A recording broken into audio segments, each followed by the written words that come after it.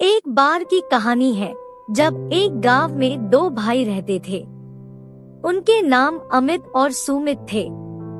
ये दोनों भाई प्रकृति स्वभाव से पूरी तरह विपरीत थे। बड़े भाई अमित हलवे पराठों की ठेली चलाते थे, वहीं छोटे भाई सुमित आलसी बने रहते थे और किसी काम में नहीं लगते थे। फिर भी उनका मंगलमय भविष्य बनने का सपना हमेशा उनके दिमाग में चलता रहता था। एक दिन छोटे भाई सुमित ने अपनी भाभी के लिए एक सूट खरीद लिया। इस सूट को देखकर उनकी भाभी को बहुत पसंद आया। सूट देखकर उन्होंने सुमित से पूछा, तुम तो कुछ कमाते नहीं हो, फिर इतने पैसे कहाँ से आए? सुमित ने उत्तर दिया, भाभी आप ऐसे सवाल ना पूछें, मैं बस जुगाड़ करता हूँ और इन जुगाड़ों से मैं जल्दी ही धनी बन जाऊंगा।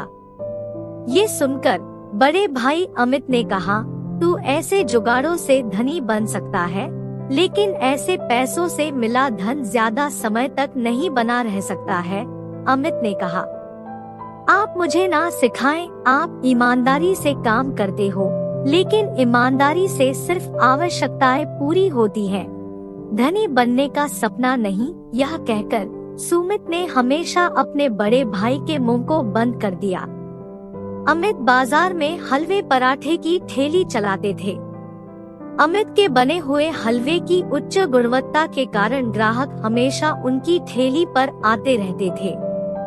लोग अमित के हलवे को इतना पसंद करते थे कि वे हलवे को पैक करके घर भी ले जाते थे। हालांकि इसमें अमित को अपने लाभ में काफी नुकसान उठाना पड़ता था। एक दिन जब अमित ने अपने मासिक बिक्री की जानकारी अपनी पत्नी अंजलि को दी तो उन्होंने कहा कि इस महीने की कमाई पिछले महीने की कमाई से कम है। इस पर अंजलि ने कहा कि इस तरह हमारा गुजारा नहीं चलेगा। तब अमित ने उत्तर दिया, इस महीने तेल के दाम बढ़ गए हैं, इसलिए मुनाफा थोड़ा कम है। इस पर अंजलि ने कहा कि तुम अपने हलवे और पराठे के दाम बढ़ा दो, यह हमें अधिक मुनाफा दिलाएगा। इस पर अमित ने कहा, नहीं अंजलि, मैं ऐसा नहीं कर सकता। अगर मैं ऐसा करता हूँ तो लोग मेरे हलवे को नहीं खरीदेंगे। इसके बाद अंजलि ने कहा, जैसा तुम्हें ठीक लगे। अमित और अंजलि की यह बातें सुमित ने सुनी थी। एक दिन जब अंजलि को एक फोन आया, वह बहुत रोने लगी।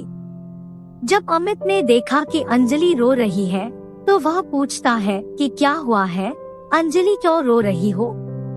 अंजलि ने बताया कि उनकी चाची अब इस दुनिया में नहीं है, उनका निधन हो गया है और उन्हें जल्द से जल्द चाचा के पास जाना होगा।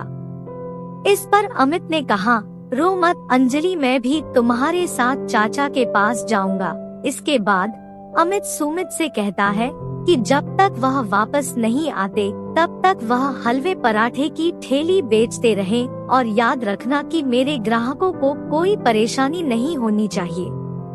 मैं हलवे बनाने के लिए उच्च गुणवत्ता वाला सामान खरीदता हूँ, इसलिए तुम सस्ते सामान के चक्कर में नहीं पड़ना। इसके बाद अमित जाता है।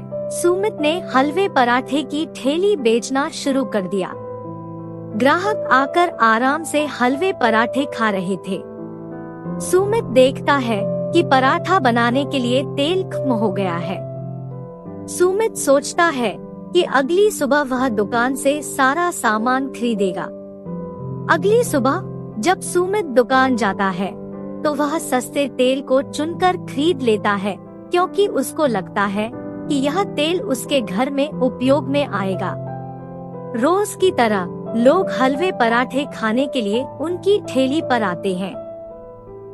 हालांकि कुछ समय बाद दो ग्राहक आते हैं और कहते हैं कि उनकी स्वास्थ्य खराब हो गई है, उन्होंने उनका हलवा पराठा खाया था।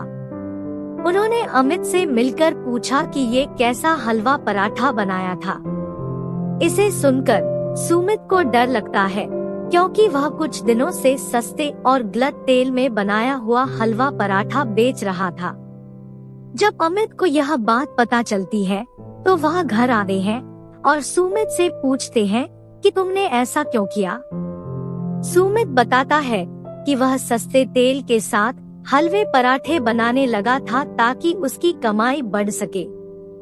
इस पर अमित कहते हैं, देखो सुमित, मुनाफा कमाने के लिए तुम्हें छोटे तरीके नहीं अपनाने चाहिए। अगर तुमने उच्च गुणवत्ता नहीं बनाई तो तुम्हारे ग्राहक तुम्हारे पास नहीं आएंगे। ज्यादा मुनाफा कमाने के लिए तुम्हें उच्च गुणवत्ता वाले सामान का उपयोग करना चाहिए। इसके बाद अमित सुमित को सिखाते हैं कि मुनाफा कमाने के लिए सही तरीके से काम करना जरूरी होता है। उच्च गुणवत्ता वाले सामान का उपयोग करके ग्राहकों की संतुष्टि प्राप्त करनी चाहिए और धीरे धीरे उनका विश्वास जीतना चाहिए। मुनाफा कमाने की दिशा में कोई भी कमजोर कदम नहीं उठाना चाहिए। सुमित ने अपने बड़े भाई की बातों को मानकर हलवे पराठे की ठेली बेचने में सफलता पाई। उसने ग्राहकों की संतुष्टि को प्राथमिकता देने का प्रयास किया और उच्च गुणवत्ता के सामान का उपयोग करके मुनाफा कमाने का सही तरीका सीखा। इसके परिणाम स्वरूप उसकी दुकान की पॉपुलैरिटी बढ़ी और उसका सपना सच हो गया। इस कहानी से हमें यह सीखने को मिलता है कि पेचीदता और विक्षिप्तता के साथ काम करने से हम अपने लक्ष्यों को प्राप्त कर सकते हैं। अमित ने सुमित को सही मार्गदर्शन दिया और उसके साथ रहकर उसे सफलता की दिशा में आगे बढ़ने में मदद की। इसके बिना सुमित की कोशिशें निष्फल हो सकती थी। दोस्तों, आपको कहानी कैसी लगी हमें कमेंट में जरूर बताएं। कहानी पसंद आए तो लाइक और शेयर करें।